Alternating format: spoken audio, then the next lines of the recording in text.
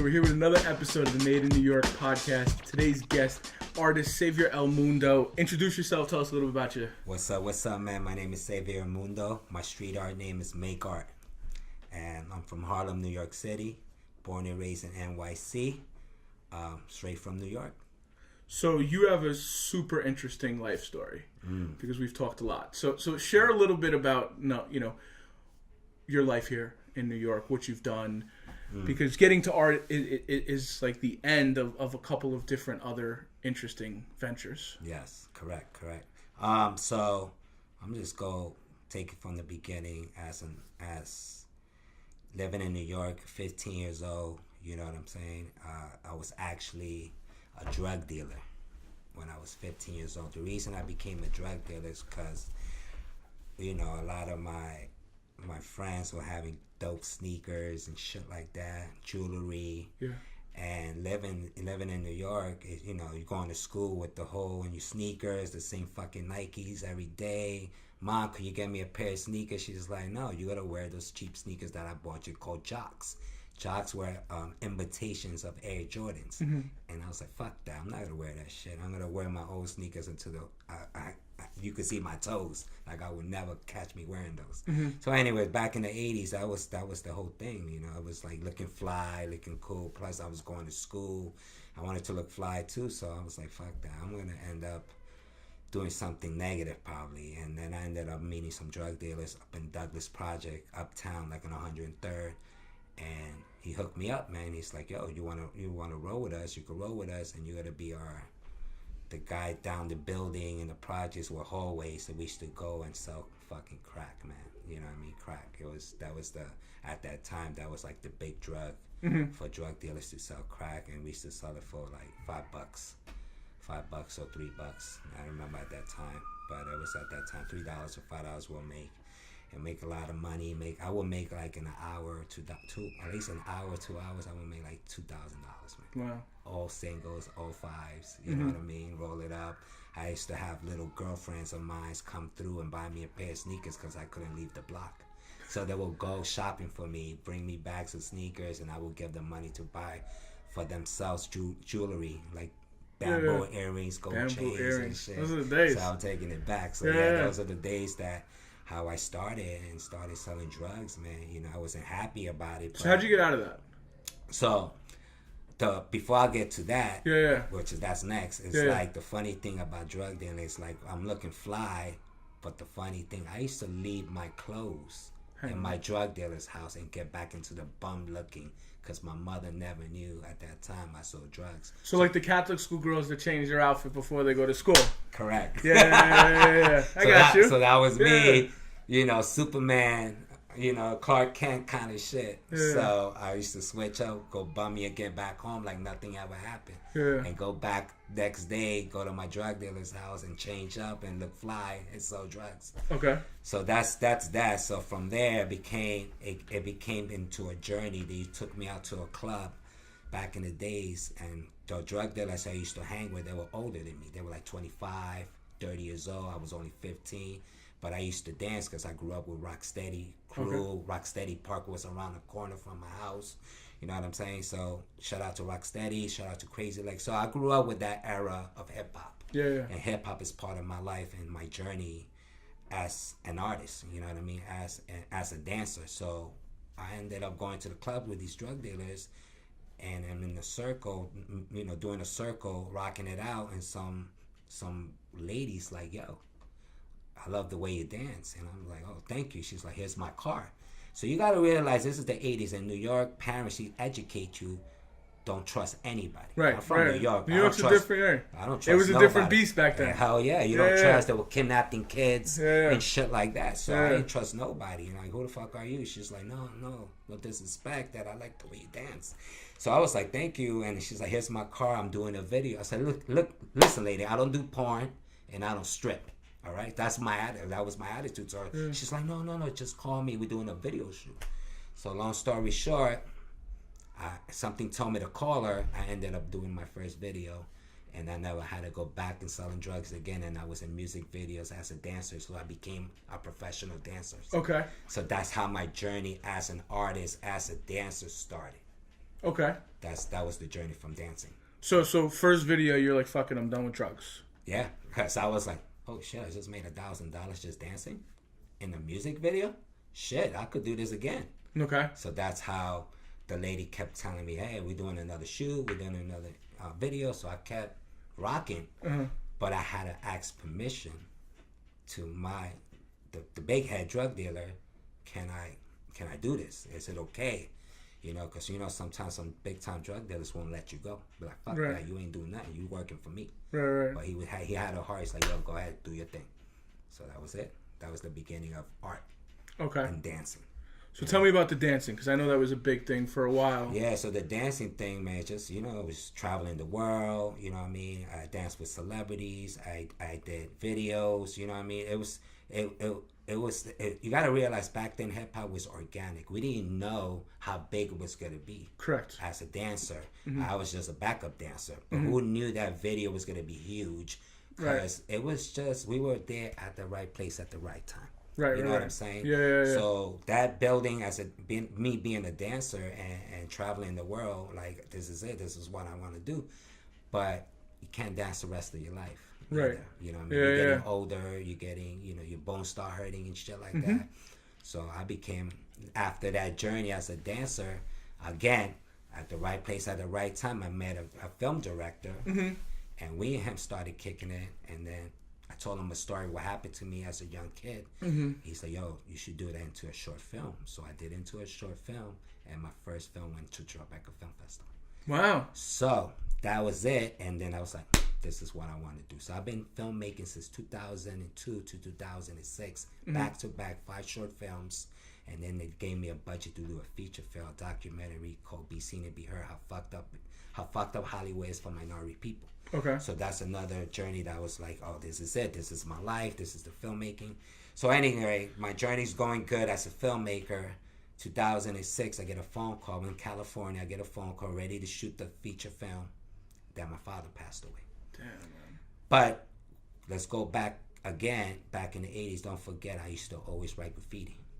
I used to be down with gangs and graffiti writers, and I used to be down with that world too. So art was always in my life. You know what I'm saying? As a writer, graffiti writer, and did you think of it as art as you were writing and tagging? No.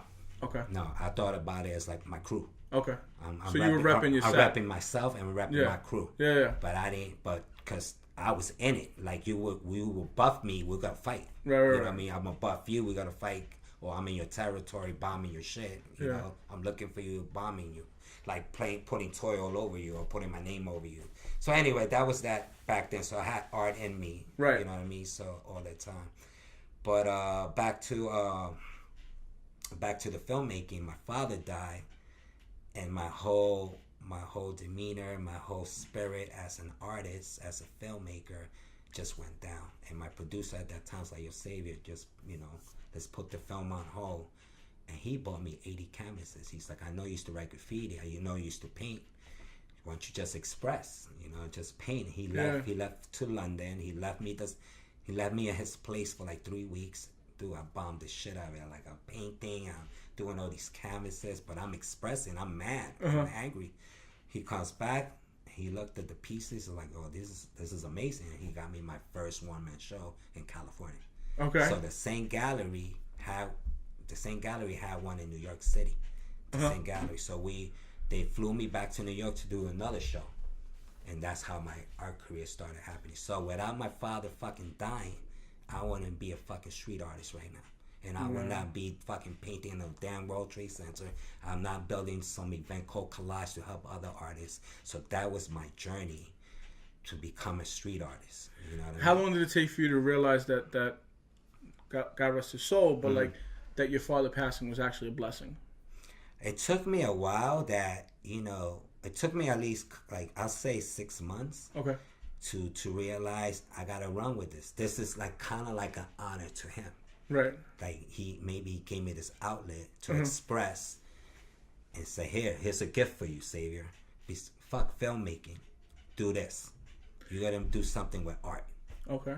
Were you always going by Savior, or was Savior the name you used when it came to art? No, Savior was my given name. Savior is actually Savior Allah, because I was raised as a Papa Center, and my father was in that culture. Okay. So that's how I was raised. But then nobody was buying art as Savior Allah, so I had to change my name, and I put my mother's middle name Elmundo. So then I put it together as my name to buy art. And then that's how I became Savior Elmundo. And then later on, I created my street art named Make Art. Okay. Because I wanted to leave a symbol out there to others. Don't forget to make art. So tell me where that came from, because you don't often find artists trying to inspire everybody to make art. So where did the Make Art come from? Make Art came from just me making art. And one day, I used to write a piece of paper too. So write anything is possible. You put your mind to it, or I used to write, I gotta keep making art. So that was probably my inspiration. It's like, you know what? This is gonna be my fucking street art name. I'm gonna leave this everywhere. So I started tagging everywhere in New York, Make Art, to see people's reaction. So this is like 2007. No, this is 2000. I'll say 2009. Okay. To 2000. Art, I was just painting. Street art came about for me 2009. Okay.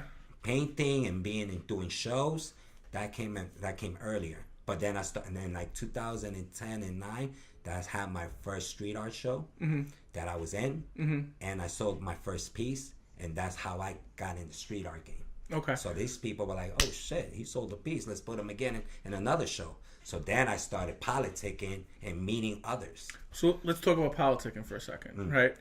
Did you find that some of, whether you were conscious of it or not, some of the skill sets into selling drugs benefited you into building relationships and selling art? Hell yeah. How? Hell yeah. Because the way I sold drugs, I had to deal with hustling, talking to people, and sell the product. And that's the same thing. Instead of selling crack, I'm selling art. It's the same shit. It's no difference. And especially, I had a lady from the Hamptons one time. She fucked my head up. She's like, you know what? She's like, I love your piece, but why should I buy your art? Who are you? So that right there just hit me on the head. It's like, it's time to hustle. But it's not about the art. It's about your resume, who I was as a dancer. I told her straight up, I was a drug dealer. I was a filmmaker for 7 years. My father fucking died. And I'm a street artist, and I'm at the World Trade Center. She goes like this, I want the piece. So that is not always about the art, but it's your resume. You can be the greatest Picasso, don't mean shit to me. Right. That doesn't mean anything. If you don't know how to sell or break down your art as an artist, not the curator, as yourself, I want to know about the artist's history. If I buy the piece of art, is this guy worth it? You know what I mean? For me to buy it. So, yeah. So you were traveling the world and dancing, right? And all over the place. What are some of your favorite places that you've been? Japan. So tell me about Japan. Japan was fucking dope.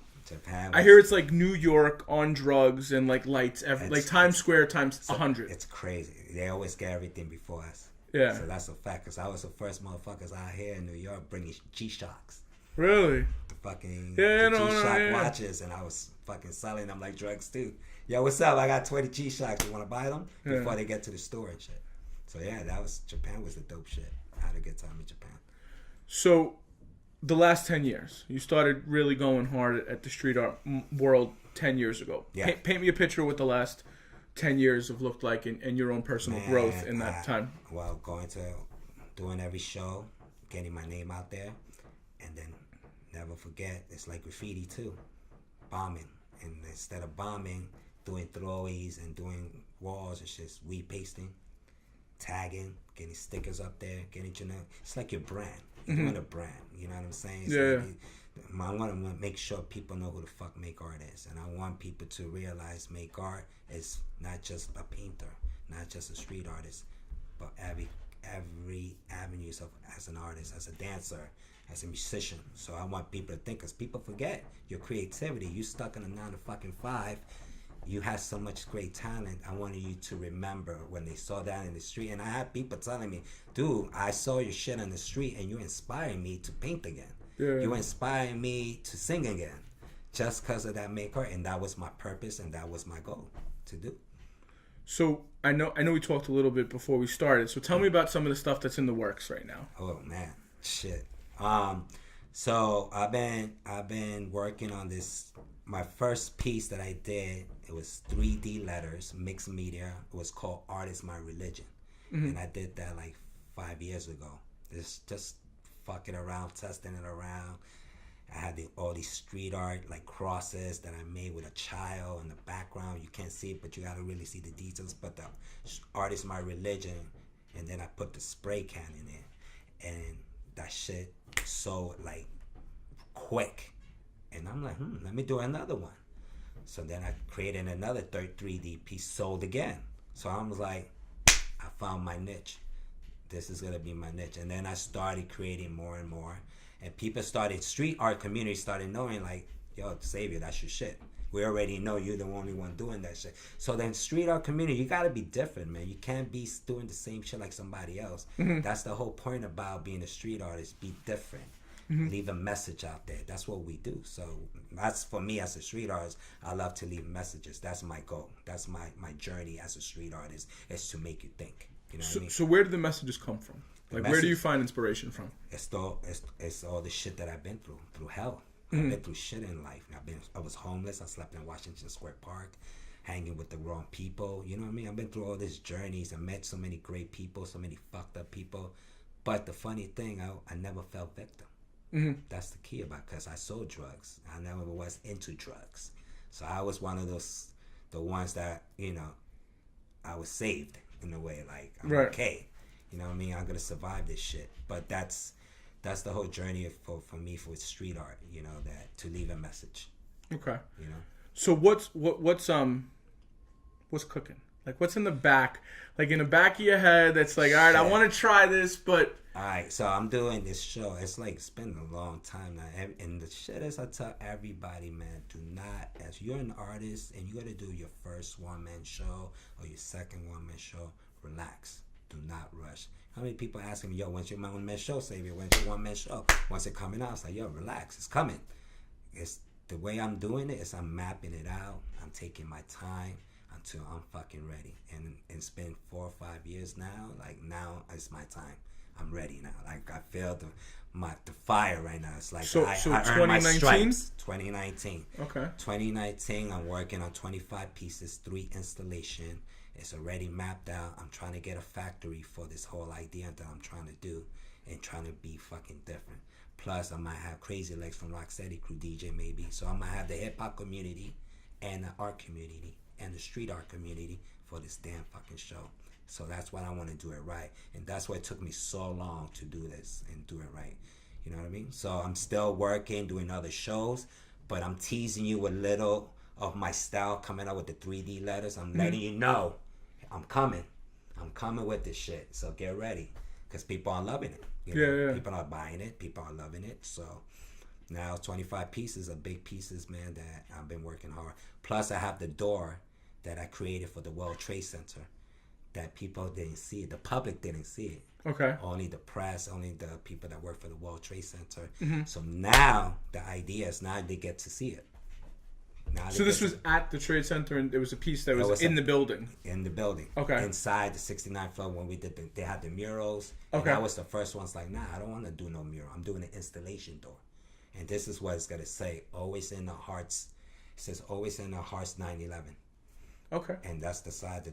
One side is 3D door with the 3D letter saying that. And then the other side is a whole collage of 1980s of New York. And then the installation with all these skeleton keys and doorknobs and spray cans in each corner of the door. It was a dope piece, a dope installation. And that's a story that I was looking for a door and I couldn't find it. And I was not going to I'm not going to buy a door. I want to find New York City fucking door. Right. I was going to give up. As soon as I get home, that shit was right in my fucking building, in front of my building, in the garbage.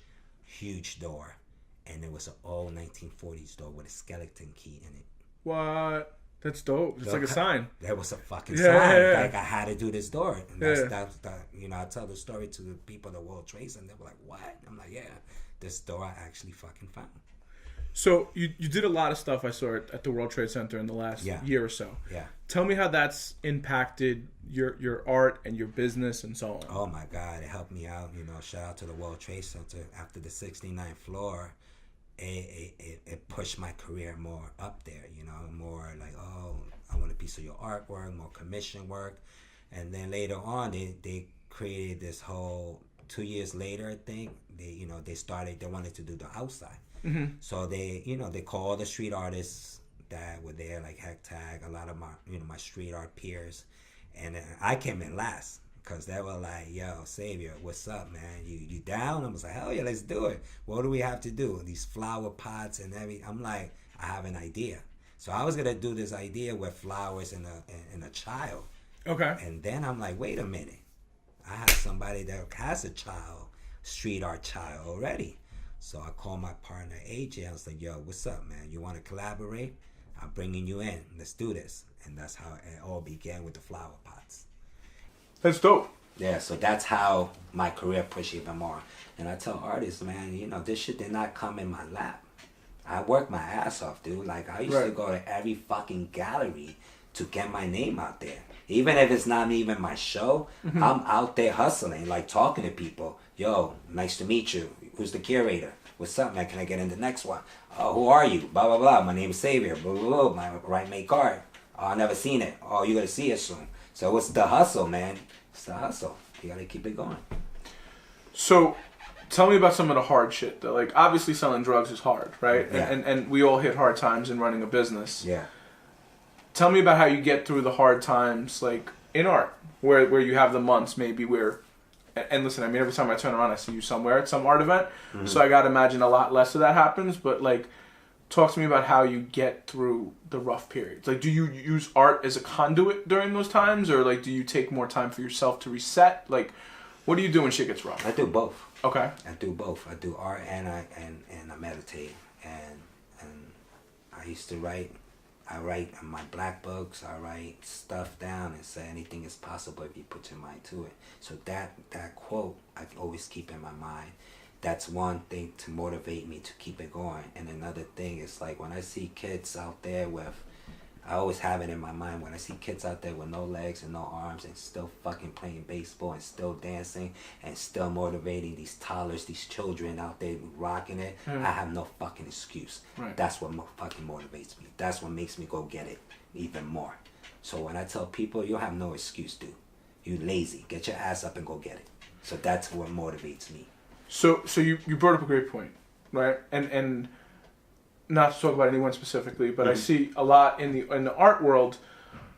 There's a very fine line between art and business, and I see artists often stay on one side of the fence more than both sides of the fence, or sitting on the fence. Correct. And I see artists that are very successful because they do some of the things that you say.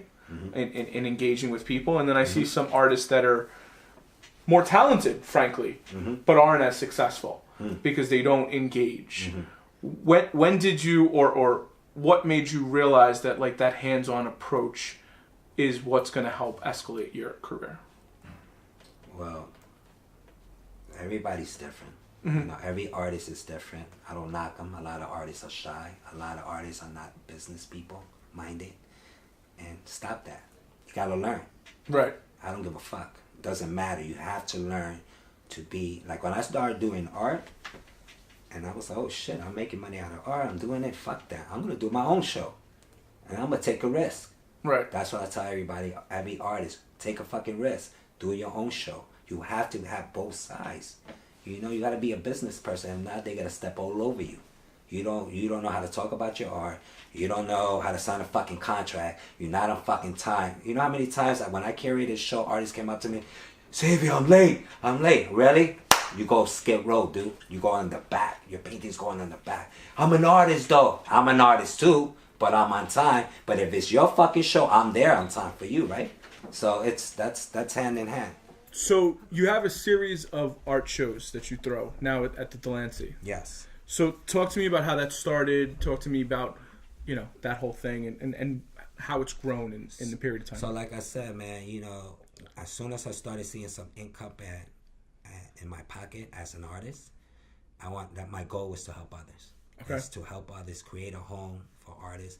And let's take it back in history in the 80s, man, with Basquiat, Keith Haring, you know, the Canal Zone, Michael Holmes, all the family that I know them too, like Michael Holmes and them.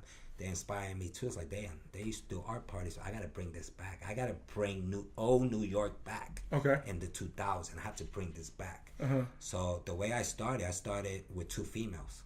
Okay. Which is Lexi Bella and Danielle. They're like muralists now. Yeah. Big time. Mistroni? Yeah. Yeah. The big time girls now. And they started with the canvas, and then it's a girl named Gia too. They came in there because my goal was to do only for women. Okay. But the men started coming in, the artists, man, they're like, yo, this is cool. What's up? I'm like, fuck it. Bring everybody. Right. So that's what I call it, Collage. Okay. And that's how it started. So I started in this place called Diva Lounge at West Broadway in Soho, when it used to be popping, but it was not popping at that time. So we made it popping again. And then I was there. They closed down, and then we moved it to the DL.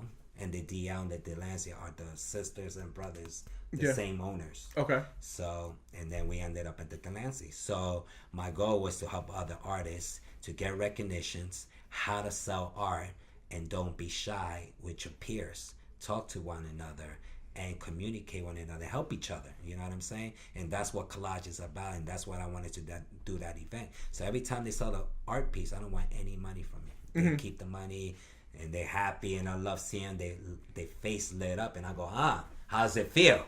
They're like, yo, this shit is dope. I'm like, yeah, it feels good. Selling a piece of artwork, continue that. So basically, the way I see it is like a training. Right. Collage is like a training, a home, and a place to express. Because I have a lot of artists like, fuck, Savior, I had a bad day. I'm coming tonight. Dude, this is your home. You always welcome.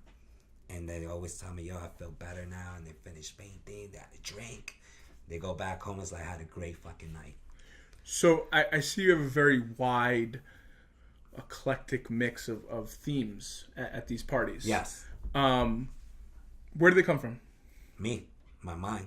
Random. The next day I wake up, I'm gonna do this, or I do a lot of Salvador Dali's birthday tributes. I do Keith Haring, Basquiat's tribute. Then I do music tribute. It's just, and it's funny because when you go to my event, everything you see there, it's actually me. It's the filming. I put a projector on and show videos. Right. The fucking music, the dancers come and dance, and then the artists. So basically, all these 3 elements is what I used to do. And I wanted to bring that into Collage and bring everybody together. Music, dance, filming, and photographers come and take pictures. Say, can I take pictures of your artist? You're welcome to. Go ahead and make it happen. Yeah. As long as you tag me. So how long has this been going on now? 9 years. 9 years. 9 fucking years. So every Tuesday, never missed a beat. That's amazing. I would have probably taken a couple of vacations. I know you would, but then they call me like, yo, this shit is all fucked up. Great. Yeah, no. I hear you 100%. I'm struggling to do one every 6 weeks. I'm a workaholic, man. I like to. Seriously, man. I love what I do. You know what I mean? Like, people say, hey, I'm an artist. Nah, motherfucker, I'm an artist. I'm a dancer. I'm a filmmaker. I'm a painter. I fucking hustle. Does that hustle come back to you selling drugs? Or like, was that hustle in you even before? I think the hustle was always in me. Okay. But the funny thing, I come through families that were hustlers too. Like, my uncle was a hustler. My aunt, I'm gonna just shout it out for real. My aunt was the biggest thief. She was like a pro. I'm telling you, she would make fucking coats, trench coats, and built aluminum foil in the back. So when she tucks it in, you walk through the alarm, it won't go off. Yeah. So I think this is in my blood from my family too. So I never knew I had it. So listen, it makes sense. Yeah. I mean, it's a product of who you are. And survival. You gotta realize surviving, man. New York, man. Back then, man, you gotta survive, dude. We had to eat rice and beans and fucking every day. We had to survive. So then, like, coming from that New York, right? And that's a very different world than New York today. Night and day. Oh, hell yeah. When did you realize that, like, you wanted to give back and help others? Because, like, if we're honest, like, that's not usually something that comes from someone that's in the drug world or so on and so forth. No. So, like, when did you realize that, like, shit, I can create a platform to help others and ultimately it helps everybody? It's because to me, the universe talked to me. Mm-hmm. Say, yo, Savior, now it's time, you know. And I always, and it's funny, through all my negativity in the world that I've done stupid shit in my life, I always had a heart. Mm-hmm. Always had a heart, you know what I mean? I see people get beat up, and I would stop them, like, yo, leave them alone, let them go. So I always have a heart, so it was in me already. It's just now it's manifesting it in a positive way and showing I'm here to help other people. And that was my goal, is to help others, because, dude, this is what it's about, man. You're born and you fucking die, and then what? What do you have done and you achieve for my children in the future, or my son, to say my daddy was a dancer, a filmmaker, a painter, and he helped others? That's my goal. That's my goal. None of this shit's gonna leave with me. It's just gonna leave a legacy, or let you think, shit, I remember that dancer. I remember that artist, or I remember this. That's what it's about. You know what I mean? You take the best part of the earth and make it happen. You know what I mean? No, I couldn't agree with you more. Yeah, man. So, you just threw me for a loop, so we're going to cut for a second. My brain is not working. Dude, I've been fucking going since 5-something this morning. I'm like, all right, cool. So, dancing, movies, art. Yep. What other artistic mediums have you played with, or want to play with, that you maybe haven't yet? That's the funny thing. I don't know. This shit comes to me out of nowhere. Yeah. It's funny because my mom, when I started making movies, she's like, what the fuck? Now you a filmmaker? I'm like, Mom, I don't know. It's just happened. What the fuck? I don't know. Yeah. And I was good at it. Right. I was good at it. Maybe it was a part of the elements that when I was in music videos or dancing, I was watching camera people.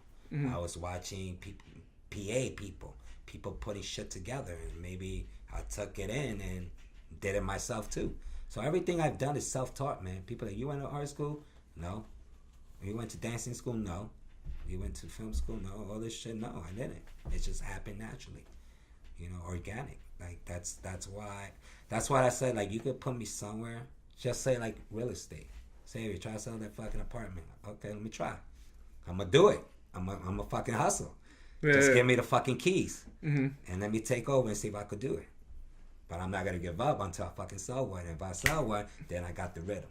Right. You know what I'm saying? Some people work like that. Yeah. Some people don't. You got to knock the first domino over. There you go. Yeah. I hear you totally. You know what I'm saying? So what else? I mean, we talked a little about your solo show, right? Yeah.